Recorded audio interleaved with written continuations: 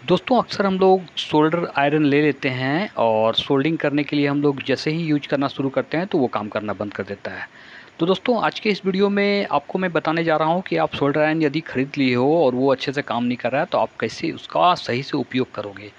तो चलिए देखते हैं कि सोल्डर आयरन को हम कैसे सही से उपयोग कर सकते हैं। तो दोस्तों अगर चैनल को अब तक सब्सक्राइब नहीं किया है भाई तो सब्सक्राइब कर लो और बने रहो पूरे वीडियो में।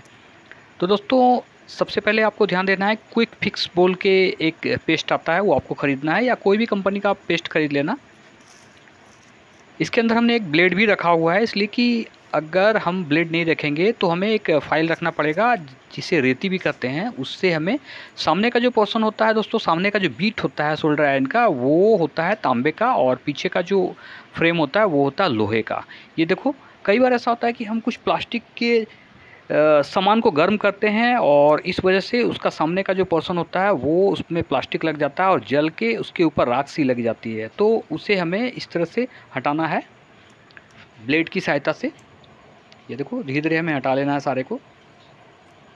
बीट की साफ़ सफाई बहुत ज़रूरी है अच्छे से सोल्डिंग करने के लिए, क्योंकि अगर आपका बीट साफ़ नहीं रहेगा तो फिर वो रांगा अच्छे से पकड़ेगा नहीं, और जब अच्छे से रांगा नहीं पकड़ेगा तो फिर निश्चित है कि सोल्डर अच्छे से होगा नहीं। सोल्डरिंग आपका जो भी आप वायर वगैरह जो भी जोड़ते हो या सर्किट में कोई कंपोनेंट लगाओगे तो अच्छे से आपका वो फिट नहीं होगा।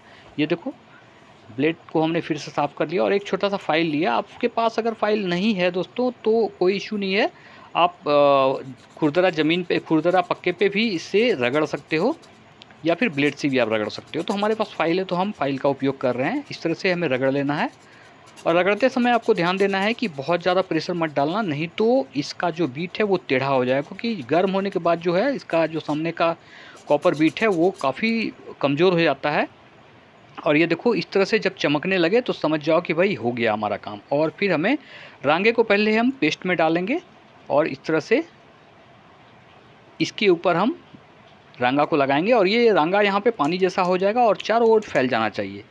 जैसे ही ये चारों ओर फैलेगा हमारा सोल्डर आयरन तैयार है सोल्डरिंग करने के लिए। अब हम कितना भी बड़ा रांगा का जो किसी सर्किट में यदि बड़ा सोल्डिंग है तो भी हम आराम से इसे हटा सकते हैं, क्योंकि ये दोस्तों जो सोल्डर है, ये सोल्डरिंग आयरन दोस्तों 65 वाट का है, यानी हैवी काम करने के लिए बना हुआ है। जैसे कि हैवी स्टेबलायर 1 केवी 2 केवी 3 केवी 5 केवी या फिर इन्वर्टर वगैरह का वायरिंग जब हम लोग करते हैं तो वहाँ पे हमें इस सोल्डर से ही काम करना पड़ता है, क्योंकि इन्वर्टर वगैरह का जो ट्रांसफार्मर होता है वो काफ़ी हैवी होता है और उसका वायर जो है काफ़ी मोटे गेज की वायर होती है। इस वजह से भी हमें वहाँ सोल्डिंग करना मुश्किल होता है, तो 65 वाट का सोल्डर हम यूज करते हैं। और ये देखो जब हम यहाँ पे रांगा के पास, जब हम यहाँ पे एक सोल्डिंग कर रहे हैं तो जब ठंडे रांगे को हम सटा रहे हैं इसके बीट से, तो देखो कितनी आसानी से ये हट रहा है। देखो इमीडिएट हट रहा है। अगर ये अभी हम नहीं घिसते तो फिर ये नहीं होता। और ये देखो इसमें जो एक रेजिस्टेंस की छड़ लगी हुई है पतली सी, तो ये भी हमने हटा दिया यहाँ से। बहुत ही आसानी से निकल गया दोस्तों। बट अगर हम इसे नहीं घसते इस तरह से तो ये इतनी आसानी से कभी भी नहीं निकलता। ये देखो ये हो गया।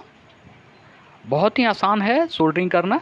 अब हम कुछ भी सोल्डिंग करेंगे तो बहुत ही आसानी से होगा, बट अगर आपका सोल्डर का बीट काला हो गया तो फिर सोल्डिंग होना बिल्कुल से ही बंद हो जाएगा।